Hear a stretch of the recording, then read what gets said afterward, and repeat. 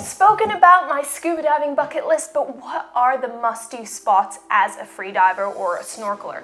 So my name is Kat, I'm a scuba diving instructor and a longtime freediver and snorkeler, and these are the top 5 places you have to go for a snorkel, if you can, around Australia. So the number 1 spot, and probably very obvious to you guys, is off of Ningaloo Reef. This iconic hotspot of biodiversity is the meeting of 2 currents, and a lot of megafauna can be seen there.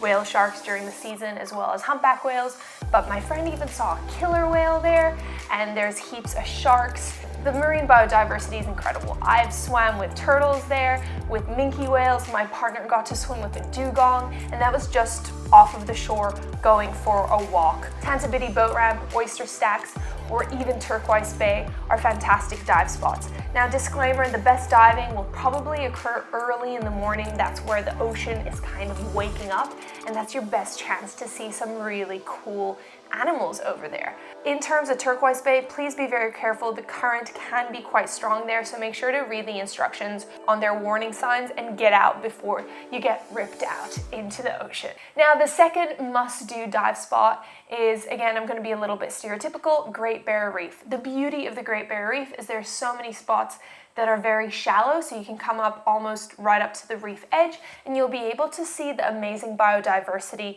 just below you. Whether you're snorkeling or freediving, there's a variety of different spots you can go. There's swim-throughs, healthy coral populations, healthy fish populations.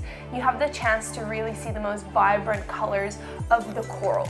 Of course, you guys know that the deeper we go underwater, the less light that gets through, therefore the less vibrant the colors are. The Great Barrier Reef typically has very good visibility, meaning the light can actually go a little bit deeper and the colors are fantastic.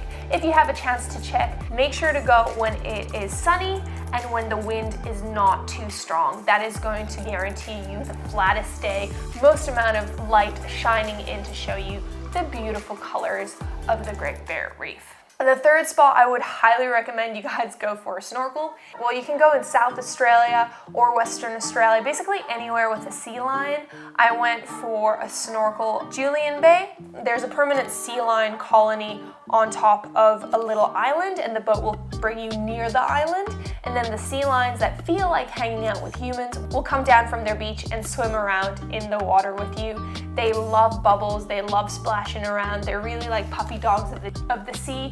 You don't have to be a great snorkeler. It's about waist deep there, so you can even stand around and just put your face underwater to experience this beauty. It is a little bit colder, so you'll need a thicker wetsuit, but it is a must-do, and definitely do not miss that chance.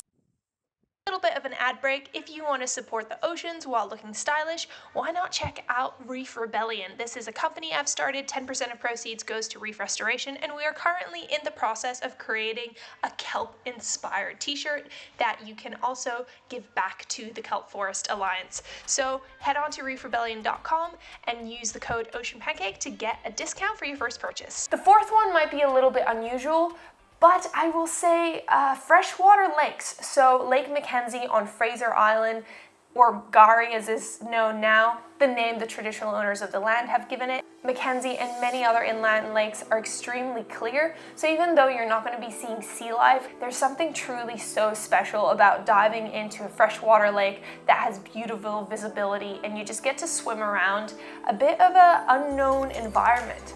Now, even if the visibility of a particular lake or creek isn't the best, I always recommend bring a mask and snorkel.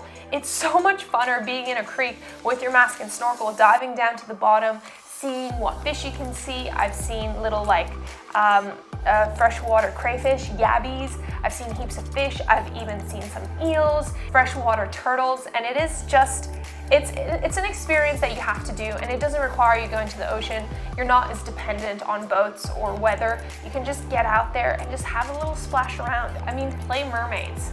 It is the best time ever. The last dive that I would highly recommend doing is down in Tasmania. So I just came back from a trip where I got to see the kelp restoration efforts that a variety of organizations are working together.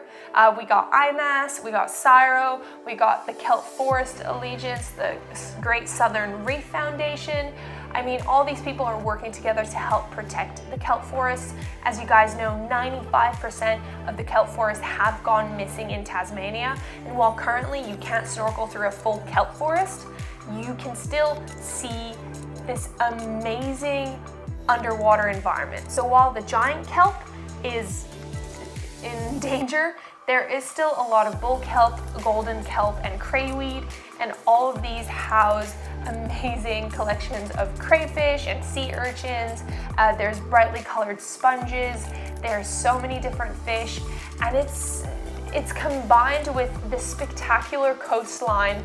I mean, just look at this footage. It's highly recommend you do it. And there's something so interesting about diving in any type of seaweed. The way it moves underwater might make you a little bit motion sick, so just be careful.